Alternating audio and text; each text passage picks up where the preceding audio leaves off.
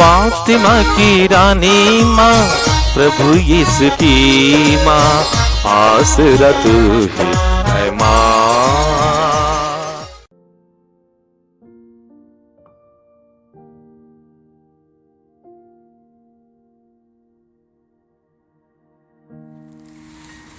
पहला पाठ नबी हबक्कुक का ग्रंथ, अध्याय 1, पद संख्याएं 12 से अध्याय 2-4 तक। हे प्रभु, क्या तू प्राचीन काल से मेरा परम पावन अमर्त्य ईश्वर नहीं है?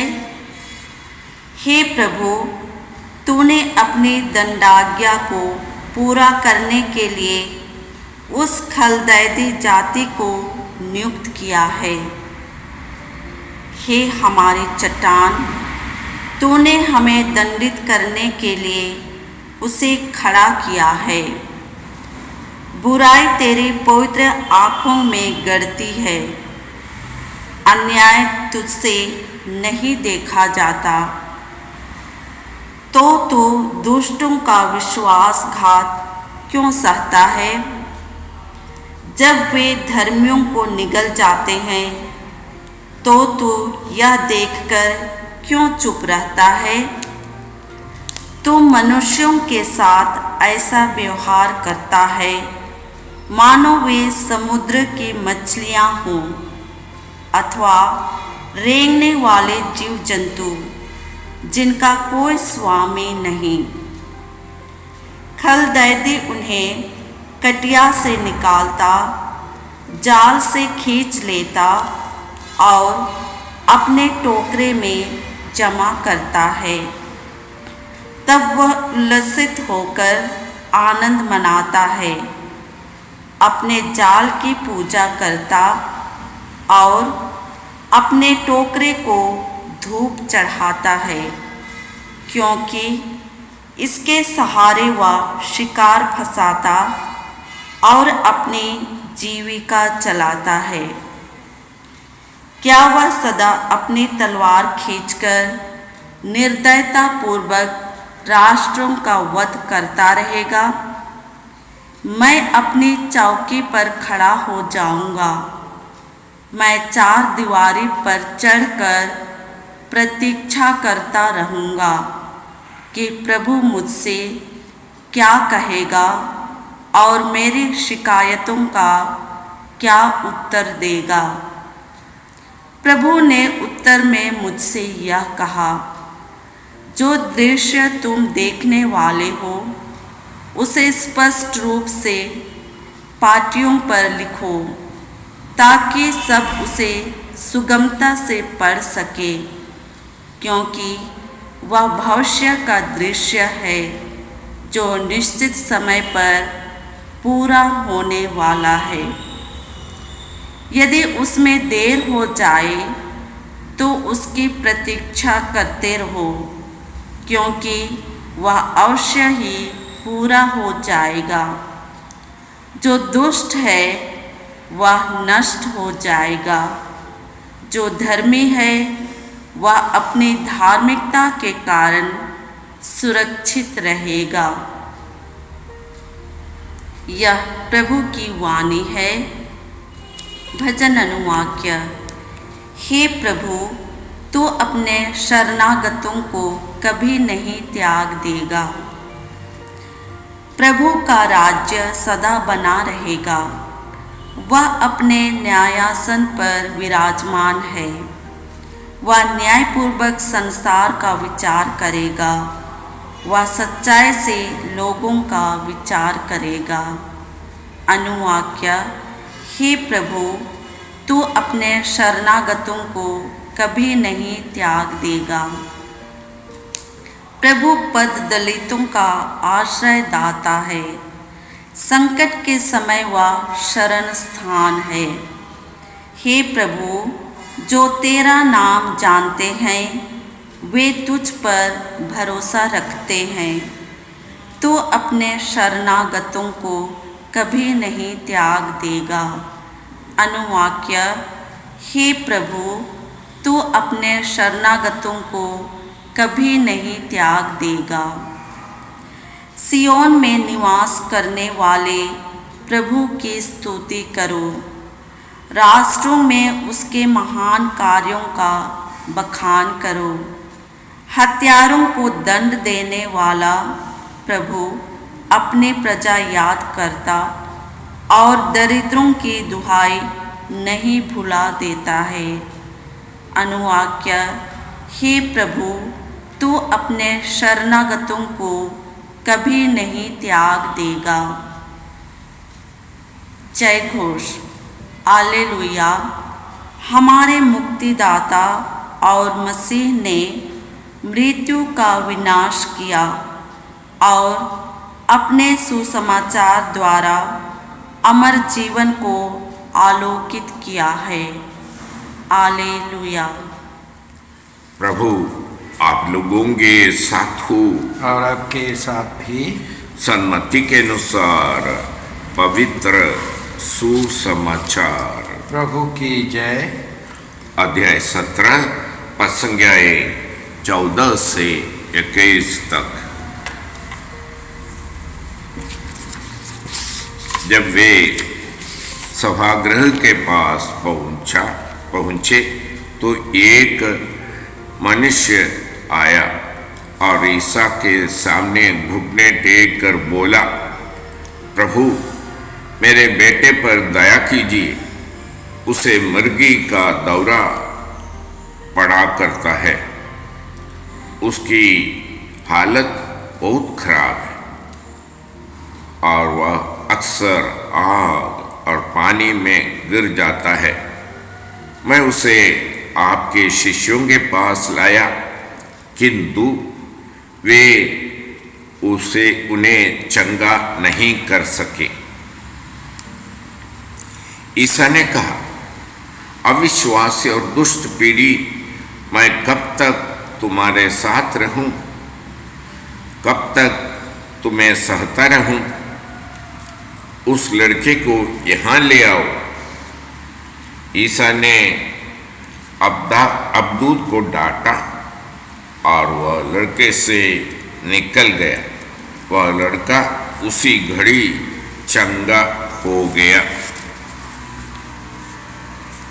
बाद में शिष्यों ने एकांत में ईसा के पास आकर पूछा, हम लोग उसे क्यों नहीं निकाल सके? ईसा ने उनसे कहा, आपके विश्वास की कमी के कारण मैं तुमसे यह कहता हूं, यदि तुम्हारा विश्वास राई के दाने के बराबर भी हो और तुम इस पहाड़ से कहो, यहाँ से वहाँ तक हट जा, तो वह हट जाएगा और तुम्हारे लिए कुछ भी असंभव नहीं होगा। परंतु प्रार्थना और उपवास के सिवा किसी और उपाय से अबदूतों की यह जाति नहीं निकाली जा सकती है। यह प्रभु का पवित्र वाणी है। क्रिस्त की जय। प्रिय भाई बंधु, आज के सुसमाचार हमें विश्वास की आवश्यकता के बारे में शिक्षा देती।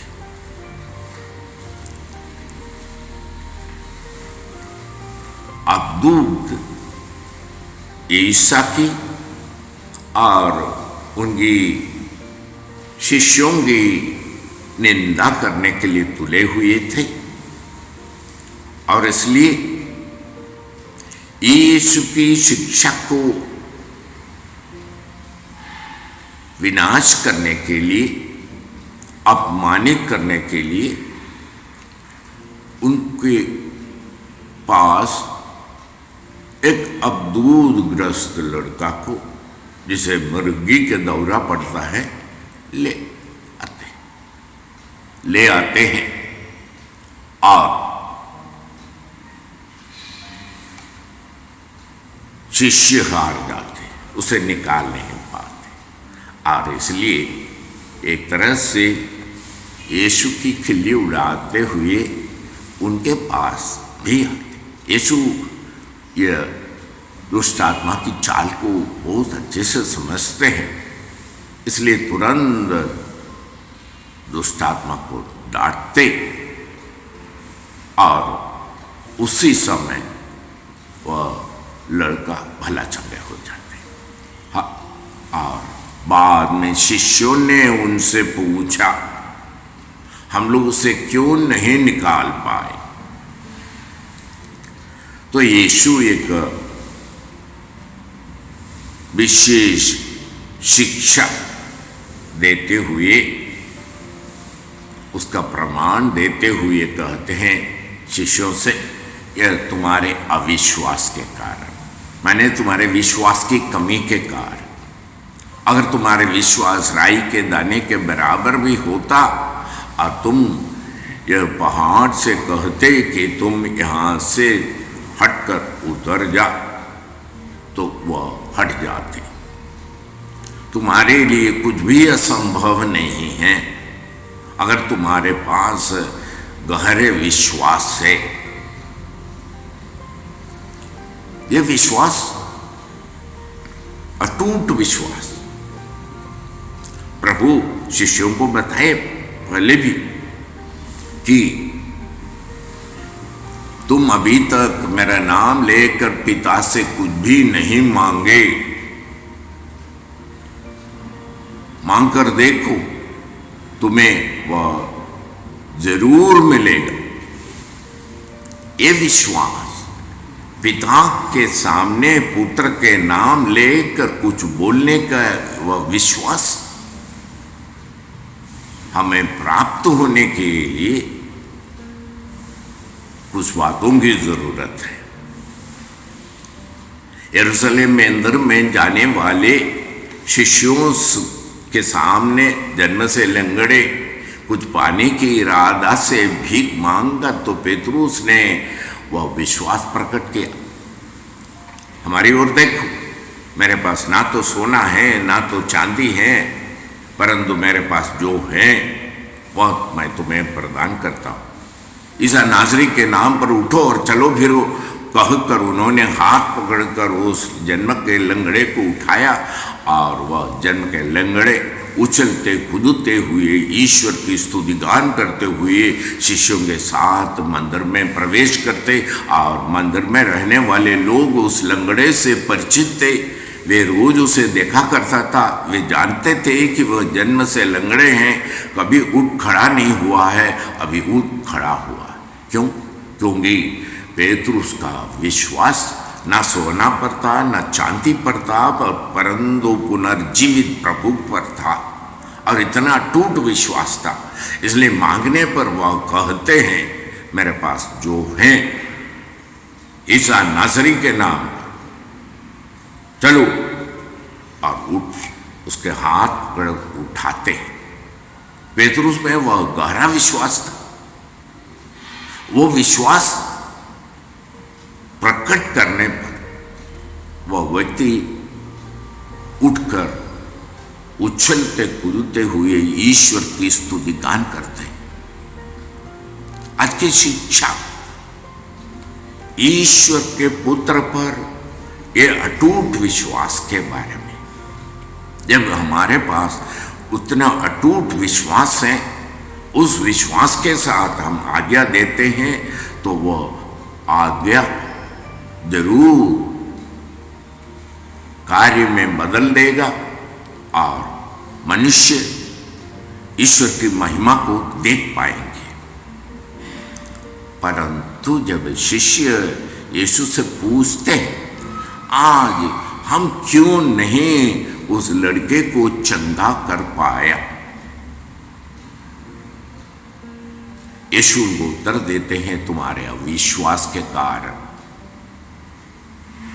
विश्वास इतनी गहरी हो तो ये अद्भुत कार्य तुम कर पाओगे, करोगे, और तुम ये पहाड़ से कहो कि यहां से हटकर उधर हट जा तो वह पहाड़ भी हटेगा। तुम्हारे लिए कुछ भी असंभव नहीं होगा। आज प्रभु समस्त जाति के लोगों को ये बताते हैं, अगर ईश पुत्र में तुम्हें इतने गहरे विश्वास हो, तुम कुछ भी कर पाओगे। मांगने के पहले ही तुम विश्वास करो कि तुम्हारी मांग पूरी हो गई। यह अद्भुत शिक्षा, इस तरह की शिक्षा पहले कभी नहीं हुआ है। ईश्वर अपने आप को प्रकट कर रहा, ये बता रहे हैं कि अगर तुम ईश्वर के सामर्थ्य पर, ईश्वर पर विश्वास करोगे तो तुम कुछ भी मांगो वह तुम्हारे लिए संभव होगा। हम अपने जीवन में यह विश्वास कैसे पाए, यही बड़ी बात है। सभी मानव को यह अनोखी वरदान दिया गया है। ये वरदान मानव कैसे अनुभव करे, वह आज की शिक्षा का सारांश कहते हैं। प्रभु शिष्यों को यह बताया, रहस्य बताया।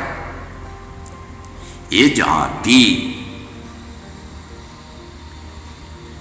प्रार्थना और उपवास के बिना निकल नहीं जाते। माने वो विश्वास तुमको तभी प्राप्त होगा जब तुम प्रार्थना और उपवास के द्वारा मेरी ओर मुड़ोगे, तब तुम्हें ऐसी सामर्थ्य, ऐसी शक्ति, ऐसी विश्वास प्राप्त होगी। ये विश्वास प्रार्थना प्राप्त करने के लिए दो बातों की जरूरत है। एक है सबसे पहले प्रार्थना। प्रार्थना माने स्तुति गान। यीशु जैसे प्रार्थना की, हे स्वर्ग में विराजमान पिता, मैं तेरी स्तुति करता हूं। हे स्वर्ग में विराजमान पिता, मैं तेरी महिमा गाता हूं। प्रतिदिन का आहार हमें प्रदान कर। तुम्हारी इच्छा जैसे स्वर्ग में वैसे पृथ्वी पर भी पूरी हो। ईश्वर की वह शिक्षा पृथ्वी पर भी पूरी होने की प्रार्थना, स्तुति गान। जब हम ईश्वर की स्तुति गान करने लगते हैं तो यह अटूट विश्वास हमारे दिल में आने लगती है। दूसरा है उपवास। शरीर की इच्छाओं और वासनाओं को हम नकारते हुए उस पर आश्रित रहने के बदले ईश्वर पर आश्रित रहते हुए हमारी नश्वर आंखों से, इंद्रियों से पाए चीजों पर भरोसा रखने के बदले उसे नकारना, उपवास।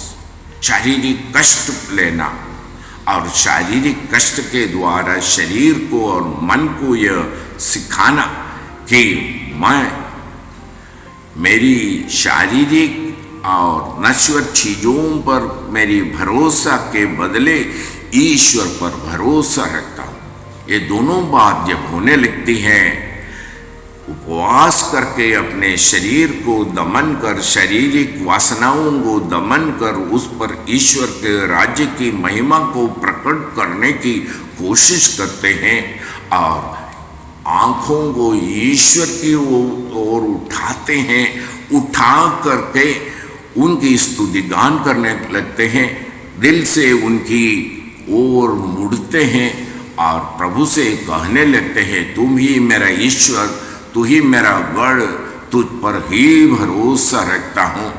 और जब ये दोनों सम्मिलित होने लगते हैं तो दिल में ये अटूट विश्वास होने लगता है। ईश्वर के अधिकार पर विश्वास होने लगते हैं, अपने अधिकार से नहीं।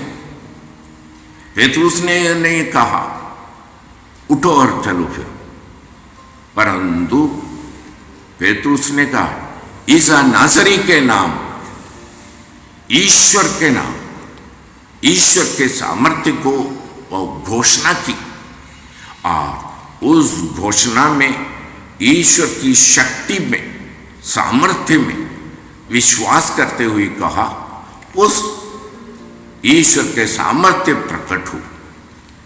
यह जब हम करने लगते हैं तो असंभव ही संभव हो जाता है। ईश्वर का राज्य प्रकट होने लगते हैं, दुष्ट आत्मा निकलने लगती है। भाई बहनों, संसार भर के सारे लोगों को पिता ईश्वर की ओर केंद्रित होकर ईश्वर को अपने जीवन में प्रथम स्थान देकर ईश्वर पर आस्था रखते हुए सृष्टि मात्र हम हैं यह स्वीकार करते हुए ईश्वर की शक्ति को प्रकट करने पर सब कुछ संभव हो जाता है। ये सबों के लिए शिक्षा ईश्वर को प्रकट कर रहा है। वो विश्वास के द्वारा ईश्वर हमारे शक्ति का आधार है, कोने के पत्थर है, यह हम प्रकट कर रहा है। जब हम उस विश्वास के साथ घोषणा करते हैं ईश्वर के राज्य को, अशुद्ध आत्मा निकल जाते हैं, सब प्रकार की बीमारियां ढल जाते हैं और मानव ईश्वर की सामर्थ्य को अपने व्यक्तिगत जीवन में प्रतिदिन के हालत में, प्रतिदिन के अवसरों में पाने लगते हैं। इसलिए प्रभु ने कहा है प्रार्थना और उपवास। प्रार्थना और उपवास की आवश्यकता को आज हम समझ पा रहे हैं। इस तरह की प्रार्थना, इस तरह की उपवास जहाँ ईश्वर हमारे जीवन में प्रथम स्थान लेने लगते हैं। पिता और पुत्र और पवित्र आत्मा के नाम पर। क्रिस्त में प्रिय भाई और बहनों, पिछले 2 महीने से हम लोग इस चैनल के माध्यम से मिसा के दैनिक पाठ एवं छोटा सा उपदेश प्रस्तुत करते आ रहे हैं। आप लोगों की उदारता से 1000 से ज़्यादा लोगों ने इस चैनल को सब्सक्राइब किया है। आप सबों को प्रभु यीशु भरपूर आशीष देंगे। आप कृपया यहाँ के कार्यक्रम लाइक करें, शेयर करें और बेल आइकन दबाकर हमें सूचित करें ताकि यहाँ की सारी वीडियोस आपको मिलती रहेंगी। आप अन्य लोगों को भी प्रेरणा दें ताकि वे भी इस चैनल को सब्सक्राइब करें। प्रभु यीशु आपको और आपके परिवार को 100 गुनी आशीष देंगे। जय यीशु।